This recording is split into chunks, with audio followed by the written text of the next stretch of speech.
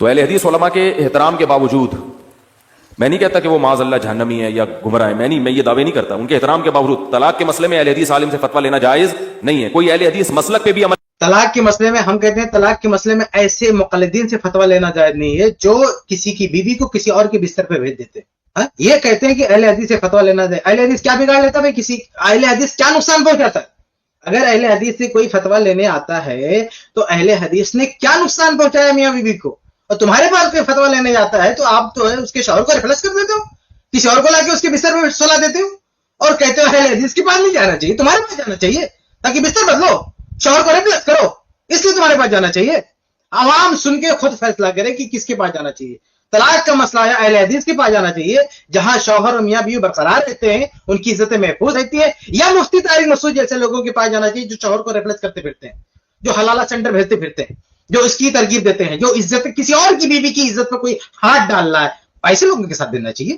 کر رہا ہے تو بھی 3 طلاقیں دے کے بیوی کو رکھا ہوا ہے تو خدا کے غضب اور عذاب سے ڈرے. وہ قرآن نے صاف طور پر کہا ہے 3 طلاق دے کے کس کو رکھی ہوئی ہے؟ اپنی بیوی کو. آپ سوچیں کسی اور کی عورت کو لا کے نہیں رکھا ہوا ہے، اس کی خود کی بیوی ہے، اس سے اس کے بچے ہیں، کئی ساتھ رہ چکا ہے، نکاح کیا ہے. اب 3 طلاق کا واقعہ اسی کو رکھے ہوئے ہے، اہل حدیث کے فتوے پہ عمل کرتے ہوئے رکھے ہوئے. اب اس کو اللہ سے ڈرا رہے ہیں. اور میاں آپ لوگوں نے کیا مقلدین نے یہ کیس ان کے پاس گیا، انہوں نے شوہر کو بدل دیا ایک رات کے لیے اور بلا کے سلا دیا. یہ ان کو اللہ سے ڈر نہیں ہے؟ ان کو اللہ کا خوف نہیں ہے جو دوسروں کی بیویوں کے شوہروں کو بدلتے پھرتے ہو؟ ان کے بستر پہ کسی اور کو لا کے ایک رات ہوٹل بک کر کے کسی اور کو سلاتے ہو؟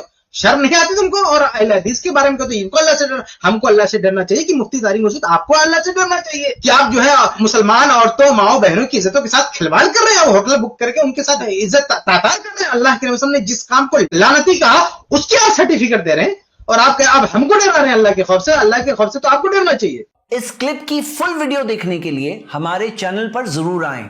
آئی پلس ٹی وی نے ایک نیا یوٹیوب چینل شروع کیا ہے جس کا نام ہے آئی پلس ٹی وی اختلاف کا حل. اس چینل پر صرف اختلافی مسائل پر ویڈیوز آئے گی، لیکن دلائل کے ساتھ اور بھائی چارگی کے ساتھ.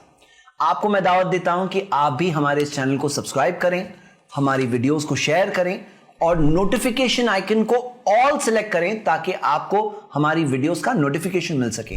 جزاک اللہ خیر، والسلام علیکم ورحمۃ اللہ.